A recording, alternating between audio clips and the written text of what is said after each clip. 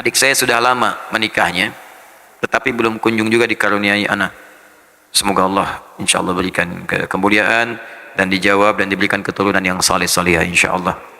Ternyata ada masalah sampai pada berita terakhir yang disampaikannya, yaitu tuba fallopiannya sudah diangkat. Nah, dia berencana program kehamilannya dengan bayi tabung. Itu bagaimana dalam pandangan Islam, diperolehkan atau dilarang? Baik, syukran Pak Wahab. Baik, teman-teman sekalian, dalam kaidah fiqh itu sifatnya sangat fleksibel sesuai dengan kondisi zamannya di era-era yang berbeda, asal tuntunan nilai-nilainya mengikuti tuntunan-tuntunan yang telah dijelaskan atau diisyaratkan dalam Al-Quran atau juga dibimbing oleh Rasulullah Sallallahu Alaihi Wasallam. Kaidah pertama, bagi perempuan, jika memang kemudian setelah menikah berikhtiar kemudian memohon kepada Allah untuk diberikan keturunan, maka silakan berikhtiar. Ya, ikhtiar pertama dari mulai berhubungan suami istri, sunnah bahkan berpahala di situ. Ya, ada dalilnya tuntunan di Quran, misalnya surah ke-7 ayat 189.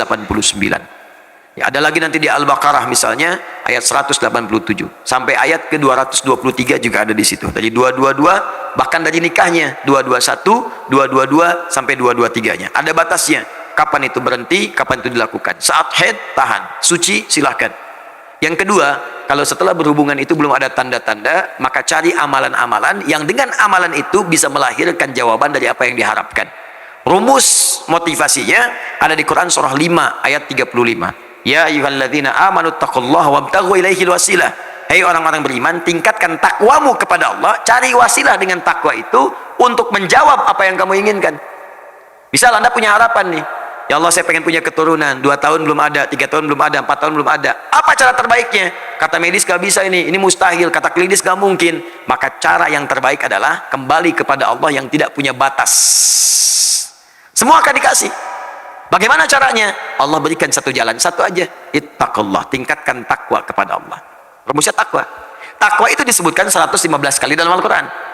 Maka setiap menyebutkan kalimat takwa, di situ ada amalan. Keluarkan amalannya, tempuh amalan itu dengan niat untuk mendapatkan jawaban dari ikhtiar yang sedang dikerjakan. Apa contoh dari takwa itu? Salat. Karena kalimat takwa pertama dalam Al-Quran bagi orang beriman disandingkan dengan salat. Dan mana dalilnya Ustaz? Quran surah kedua Al-Baqarah ayat kedua sampai ketiga. Dzalikal kitabu la raiba fi hudal lil muttaqin. Siapa orang takwa muttaqin itu? Ayat 3-nya. Alladzina yu'minuna bil ghaib wa yuqimunas shalah. Yaitu orang yang telah beriman kepada Allah walaupun tak nampak dalam pandangannya, maka dia memaksimalkan salat dengan membuktikan keimanannya kepada Allah. Buktikan iman dengan salat. Minta dalam salat, bangun, tunaikan salat. Dan lewati seperti orang biasa. Orang biasa cuma 5 waktu, Anda tambah dengan sunnah, bangun tahajud, bikin mihrab, salat di situ, minta, mohon kepada Allah dalam salat Anda. Ini pernah dicontohkan langsung, bahkan ada dalilnya, kisah Nabi Zakaria di Quran surah ketiga Ali Imran ayat 38 sampai 39. Bangkit salat di mihrab. Begitu salat berdiri minta kepada Allah, dalam berdirinya mohon. Ya, hunalika da'a Zakaria rabba, di mihrab itu saat sedang salat Nabi Zakaria bermohon kepada Allah Rabbnya.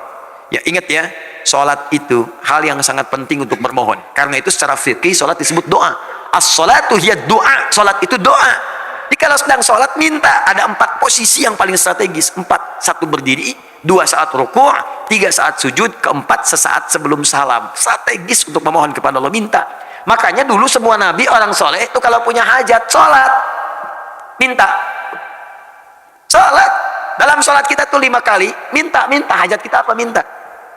Ya, kalau ada yang mendesak misalnya datang ke masjid, tahiyatul masjid, minta salat. Lihat waktunya, kalau duha, dalam salat duha minta, syuruk minta syuruk, malam tahajud minta. Semua nabi salat.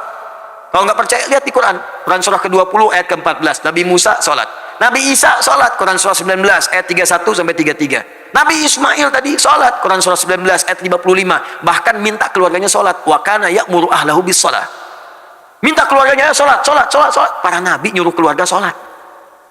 Anda bayangkan, Nabi Muhammad minta, bukan cuma anaknya Fatimah misalnya, tapi juga suaminya, menantunya Ali bangun, minta salat, minta.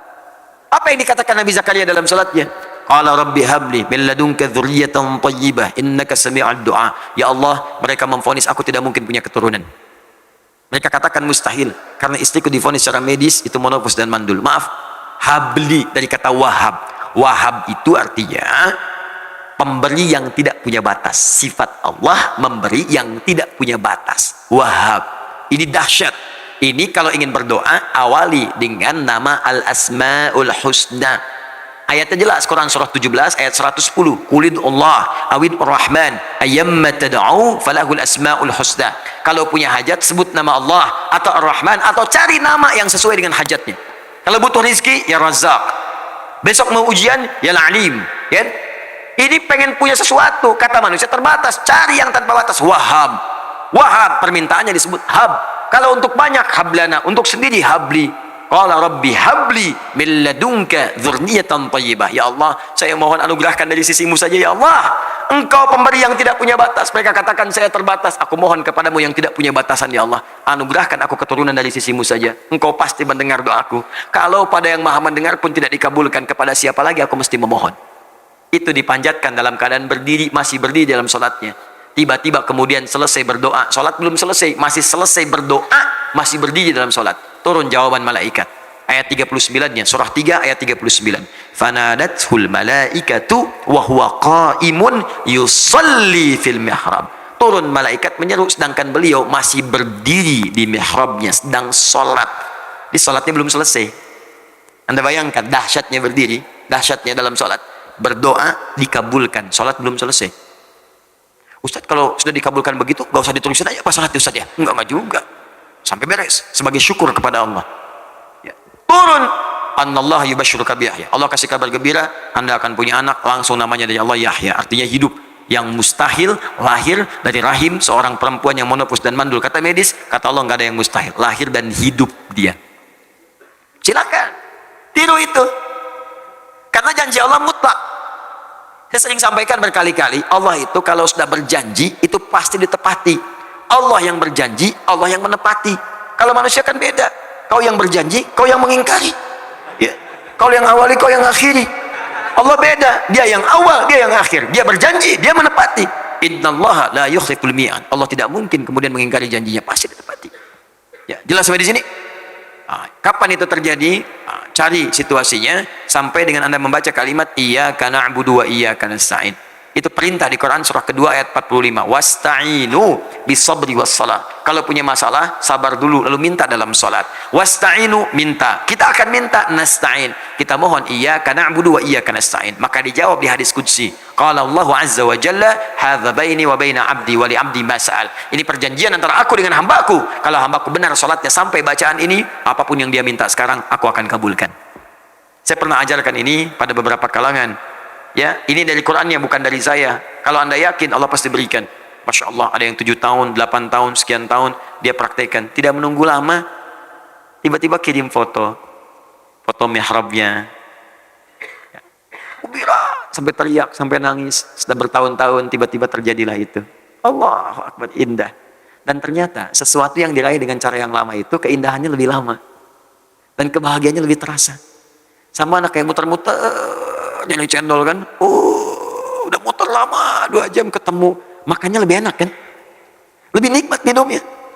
Bahkan teh pun tanpa gula serasa manis. Demi Allah saya lari minum teh, rasanya enak banget. Lagi berdua sama istri, ya sayang kurang manis, lihat aku aja. Masya Allah diminum, kok pahit ya? Enak aja gitu, nyaman, nikmat itu.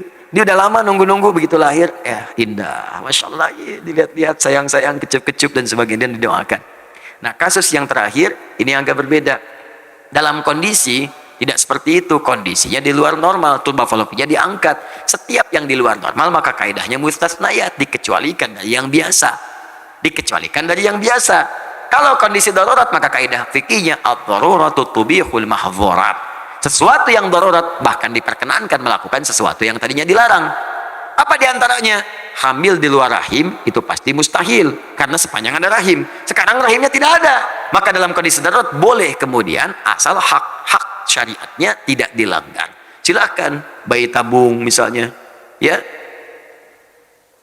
dengan catatan sperma dengan ovumnya dikumpulkan dari hasil yang halal. Suami istri sudah berumah tangga, ya. Tubak falopi diangkat, nggak mungkin secara medis kandung misalnya, dia nggak bisa nih, rahimnya udah bermasalah, maka silakan sperma suaminya dengan ovum istrinya dikumpulkan jadi satu, diproses di situ. Silakan dikembangkan. Tumbuh, lahir misalnya. Alhamdulillah. Ada yang jalan rahimnya masih ada, tapi untuk keluar nggak mungkin, ada yang terhalang. Ya, nggak mungkin. Terjadi kasus kemarin. Salah satu jamaah kita seperti itu, nggak mungkin, tertutup luar biasa. Untuk hamil, ya, dia bisa kemudian mengandung untuk melahirkan, tapi untuk jalan masuk spermanya nggak ada, terhambat dia, susah. Maka disimpan kemudian, disatukan, diproses di luar, disuntikkan kemudian ke dalamnya. Ngandungnya di situ juga, lahir, sah, boleh. Dengan catatan sperma dan ovum itu disatukan dalam proses yang sah, ada akad di situ. Yang tidak boleh, belum nikah, bayi tabung yuk, misalnya, itu nggak boleh. Nggak boleh, disatukan, suntikan ke rahim misalnya, nggak bisa, nggak mungkin. Jelas ya? Paham ya? Boleh, silakan. Program kembar boleh misalnya, ya. Kembar yang terbaik itu bermohon kepada Allah Subhanahu wa taala, minta, ya Allah, saya ingin misalnya anugerahkan kepada saya, ya Allah, anak yang kembar, supaya keduanya bisa berjihad di jalan-Mu. Keduanya bisa melengkapi, ya Allah, menjadi penghafal Quran. Keduanya bisa memberikan mahkota, ya Allah. Niatkan seperti itu. Ya, kalau diniatkan ibadah, biasanya akan cepat dikabulkan oleh Allah. Tapi kalau urusan dunia, itu biasanya agak lambat. Ya Allah, berikan saya anugerah yang kembar, ya Allah, supaya lucu. Saya ya, saya ingin berikan yang pertama namanya si luca, kedua si lucu, saya kan. Nah, itu biasanya agak susah.